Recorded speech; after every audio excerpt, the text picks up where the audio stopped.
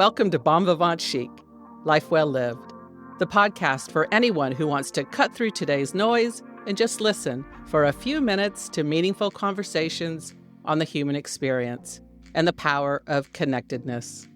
I'm your host, Ernestine Morgan, an advocate for kindness with a passion for showcasing human interest stories that matter. Today, I'm happy to be sitting with Dr. Amin, who is board certified in cardiovascular disease. He was born in Canada and spent his childhood growing up in rural Alberta. I've known Jay since he arrived here in Clearwater in 2003. Jay has agreed to sit down with me for just a friendly conversation. Physicians are always so busy, and I'm very grateful he has carved out time for a non-clinical chat. So let's get started. Please welcome Jay, a well-respected physician in our community, family man, and a man passionate about ensuring quality healthcare in our communities and the impact philanthropy has on those efforts. Jay, thanks for sitting down with me today. Yes, thank you so much. That's an honor and pleasure to be here. I'm excited about this whole endeavor that you have with podcasts, as we've talked about before. Love radio, and I think this is a great way to have you back on stage in a different format for you, because I know you love being on stage, but this is very different for you. Thanks for inviting me to be here. Appreciate that. Thank you. Share a little bit about growing up and what life was like. I'm Canadian. My parents are from India. I'm Canadian. I grew up in Alberta, rural Canada, middle of nowhere. My father's a primary care physician, and we're talking old-fashioned primary care physician. So we're talking about a small hospital. This is a community of about 1,000 people. This is a farming community. It was a little bit of a struggle from the standpoint, we didn't have access to a lot of things that kids have now, but it taught me about the value of hard work and the importance of relationships, close friends, safety. I grew up there, went through high school there, always wanted to be a physician. Are you an only child? I've got to the middle, a younger brother and an older brother. I was the only one that went into healthcare. It was a different experience. I wish I would have had more access to things that kids have now. I went to college in Alberta, the University of Alberta, was there for 3 years. And then we got our green cards. My father had this vision at some point years before of going to the United States and moving to the United States and having us all come down here because he thought the opportunities were even greater here. And so we moved here. I at least came down here and went to University of Connecticut for about a year in the mid-'80s, got my undergraduate degree there. And then I worked for a couple of years in a basic science lab and wasn't really sure, was I still going to go into medicine or I want to do something else? Wound up going to graduate school, then ultimately to med school. I did all my training in the Northeast, ultimately moved to Michigan where I did my fellowship.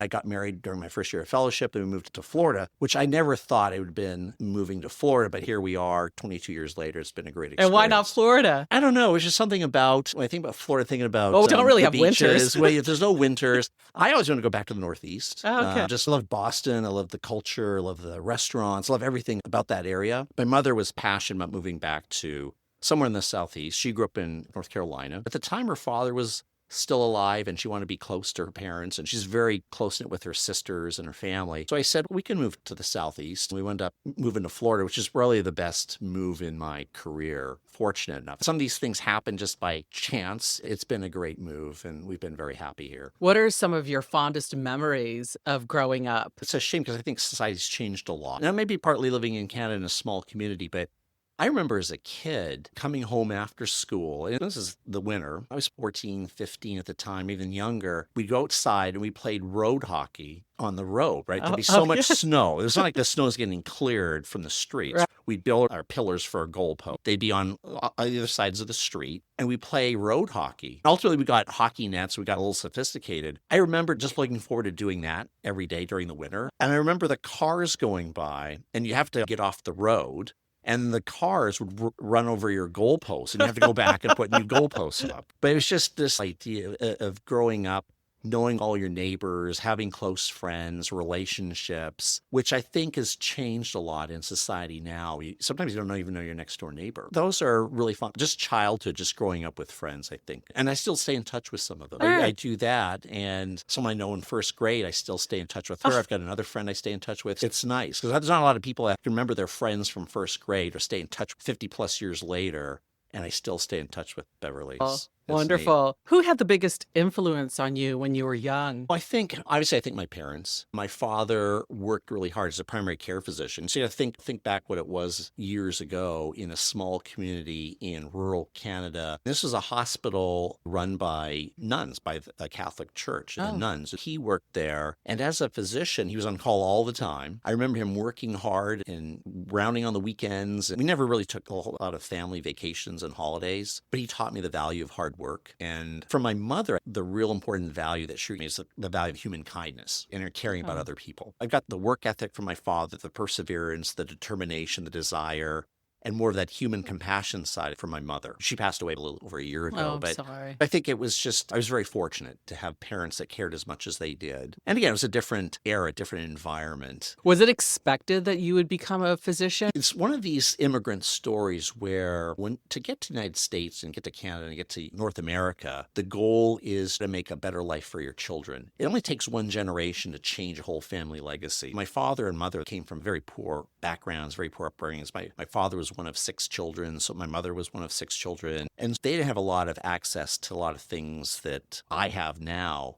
But they sacrificed their whole lives to make a better life for us. And so when you arrive in a country where there's a lot of opportunity, the real ticket for a lot of immigrants is education. And there's a lot of successful people in other industries that are entrepreneurial, that have opened up grocery stores and barbershops and different things. But the real ticket is education. The value of working hard to obtain a really good education to further your career goals was the real ticket to get to the next level. And so I think I've been fortunate in that way to have parents that kind of edged you and pushed you on. Didn't force me into that. I didn't see myself doing anything else. My brothers had other inklings and different interests, but it all worked out in the end for me. I'm grateful. I remember when I was first telling you I was doing this Yes. a few months ago. I was telling you I was starting this podcast, and you were very delighted in your response. And it was really funny because you said, I really wanted to be a sportscaster. We talked a little bit about it, but now is an opportunity just to dig a little deeper into that. Right. You've got a great voice for it. See, I love sports, first of all. So I love watching, I don't watch sports year round, but I love the major events, the Super Bowl, the World Series, the NHL playoff series. As a kid growing up, watching some of these, listening to the broadcasters, not just on television, but on radio, I thought to myself, that's something I could easily do. And it's like, because I love sports, and I think I could do that. I could be a color commentator or comment on statistics. And then I started thinking about this. I started researching, where do you go to become a broadcaster? I came across Howard Stern, who went to I think it was the Connecticut School of Public Broadcasting. I think there's a school. If Howard Stern can do this, how come I can't do this? I've never gone down that path, but I've always been fascinated by the radio, listening to other people. And that's why I love podcasts so much. I've got them on my phone, listen to different things. It's just a way of communication. And I think to be a broadcaster, if you're on the radio, everyone's focused on listening to what you say. So you're presenting the whole game or the play or whatever it is to them, and they're the ones interpreting it by the words that you use and the descriptions. And so it's just something I've always been interested in.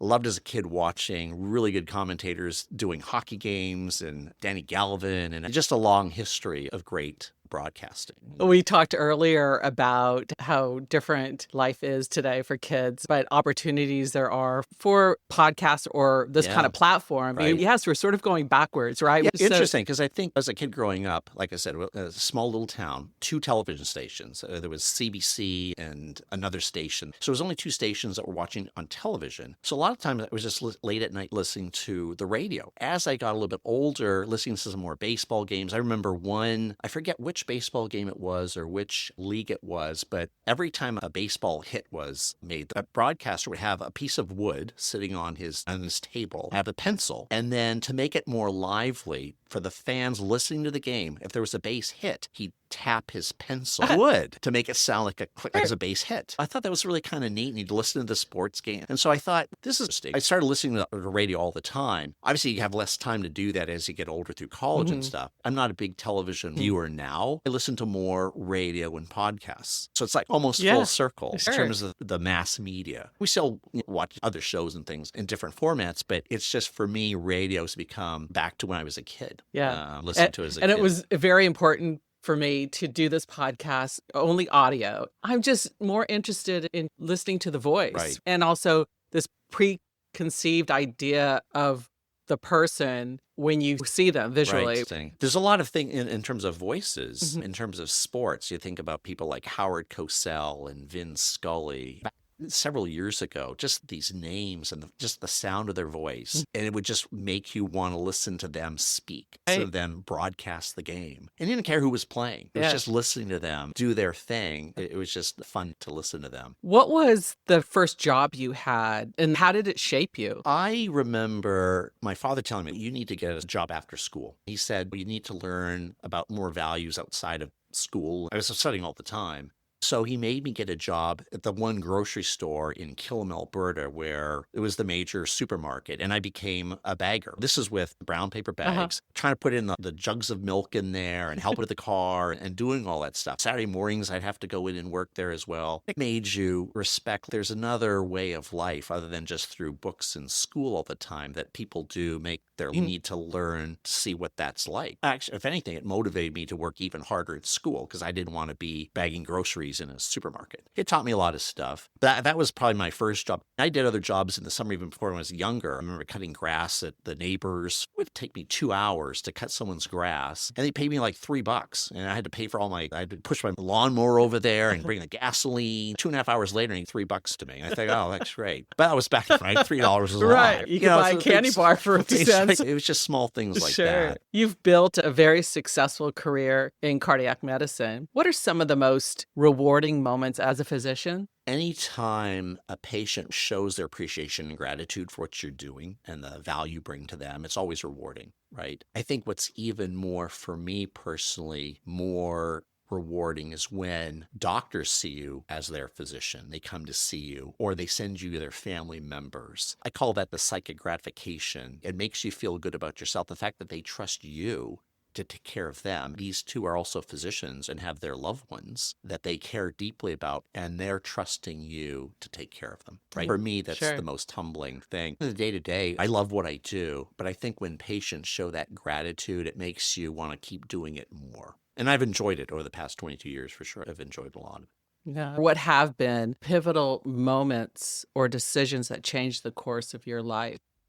That's a really interesting question because they say health is wealth. Fortunately, I've been in pretty good health. My wife Anita's in pretty good health. We were blessed with our twins now. They're 13. And we got into a little bit of trouble because of the prematurity. Anita had trouble with the preeclampsia. They had to be delivered early. So they were born at 29 weeks. And so at that age, because I had always dreams of we're going to do all this, that, and the other. And then when you have that level, and we always want to have children. I didn't think I'd have 2 kids. I think they'd be premature at that age. But that really, because that was a really tough time for us for the first 2-3 years. My daughter came home with a feeding tube. She was a failure to thrive. She would take both of them to their physical therapy and occupational therapy twice a week for 2 or 3 years. And then they caught up. But for me, that really put a whole new, let's take a big step back. Think about what the big picture is. And then all of a sudden the little things mean less because you realize you've got now 2 healthy, beautiful children and look what you went through to have them.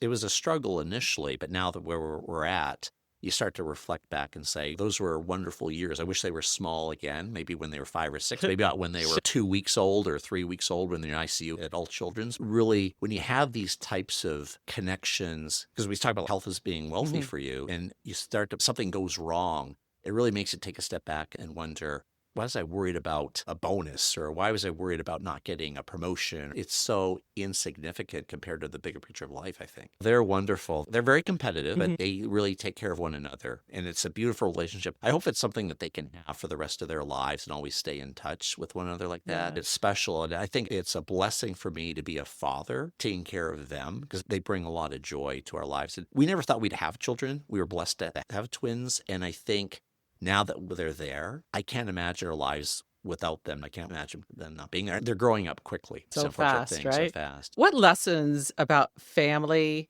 and relationships would you pass along to medical students or physicians just starting out? I think we're so involved in our careers and so focused on the long-term goal. You got to smell the roses as you go along. And I think we all want to be successful, both within our profession, but also financially. One of the most meaningful books I've ever read was Die with Zero, which teaches you more about, look, when you're 65 years old, there's some things you're not going to be able to do as opposed to when you were much younger when you're 40, like climbing Mount Picchu or going somewhere far, right? I think knowing what I know now, I wish I would have take some time off when you need to take some time off, at least value the importance of relationships with not just your family, but also your friends. Sometimes through medical training, you can get a little bit separated, and not just with your friends, but your family as well. It's not something that you deliberately did. It's just the way it evolves. We're so involved with not from medical school, but also postgraduate training and internship and residency and then fellowship. It's just a lot. And something sometimes has to give. And sometimes it's relationships. Keep in mind the relationships, you want to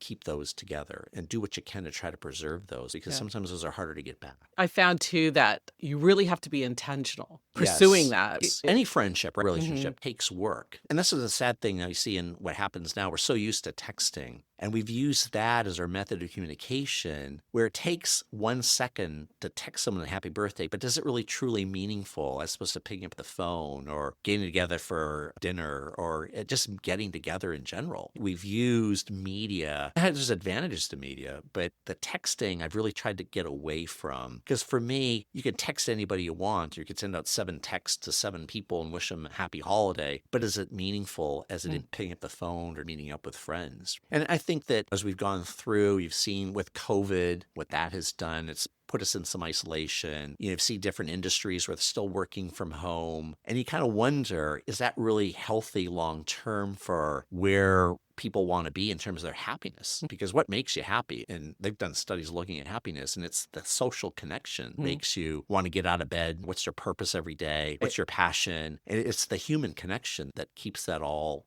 moving. There's studies out there on longevity, for sure. We work in this environment. You work till you're 65 and all of a sudden you quit and that's the end. It's a shame you can't have some sort of transition, because when you just stop working, if your whole career has been what you've known to do for the past 30 plus years, all of a sudden stop doing that with no transition, that's hard. And especially it's hard for physicians, I think. That's why I start to see physicians not want to just quit and you go 90 miles an hour and then just stop, right? Because you got to have something to replace that, what makes you or what defines you, what gives you purpose. And for some people, it's hard to find out what that next step is. I know that I had to be really intentional a couple of years before I actually retired. I had to be very intentional in reaching out and trying to build new tribes. I've dived into more projects. I think it's fantastic. But still, it's fun and it's interesting and having these conversations. Meeting newer people and getting to more detail. You talked a little bit about the secret to a fulfilling and happy life. Can you elaborate even more? What are the things that we're looking for? When you say happiness, that's such a big topic. I think the key thing that happened, there was this quote about what's a meaningful life from the standpoint of your relationships. The quote is, we are children to our own parents. We then become parents to our own children. We then become parents to our own parents. And then when we're 90, we're children to our own children. So think about the whole cycle of that.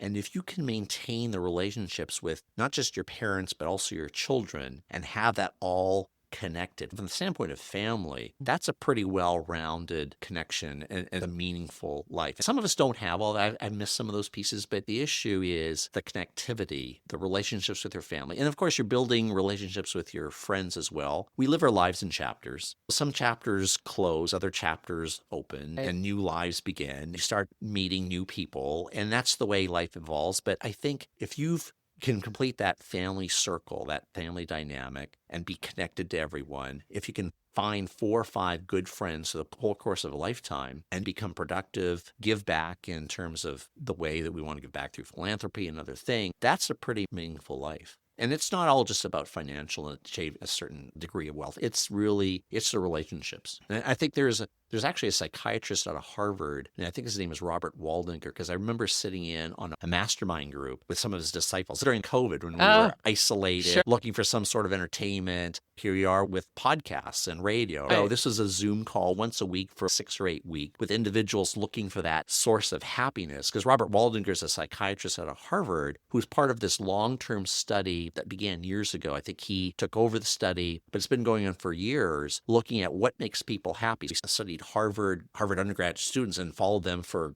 decades. And what it came down to was not how much money you had, it's the relationship you had with your friends and family. It was the defining factor. So Beautiful. just like how we have in cardiology, we have data on what Framingham is and what the risk factors are for cardiovascular disease following patients for several years. This is a happiness Framingham study. Kind of interesting. And he's done a TED Talk on it. It's interesting to listen to. What inspires you and keeps you motivated every day? We know healthcare has really changed over the course of the last 20 years. Right. What is it that keeps you inspired and motivated? The fact, if you can get out of bed and think that you can go help someone, and when I see 25 patients, I've got 25 opportunities to help a patient. Right. And it's something very minor, something large, that's enough to motivate me. What I think is the struggle is with physician burnout and the demands on us as physicians. And I think there you've got to take a step back and say to yourself, there's certain things you can do in the office seeing a patient, but then there's other larger things that you can do. You can step out of that room, step into a medical executive committee, or take some administrative leadership roles and try to work with the healthcare system as trying to make healthcare better and delivery better, working with hospital administrators to try to do that. And I think it's always it's a win-win when you work with people that have the same goal. You've got to reach out. You've got to